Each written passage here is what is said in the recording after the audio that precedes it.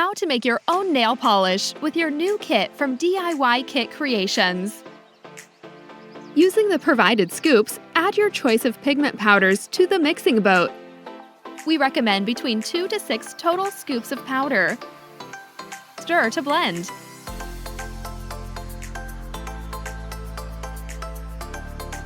Remove the cap from one of the nail polish bottles. Place the funnel in the top opening. Gently pour your pigment into the funnel. If needed, use the mixing sticks to help push down any powder that might remain in the neck of the bottle. Screw the cap back on tightly. Shake well to combine.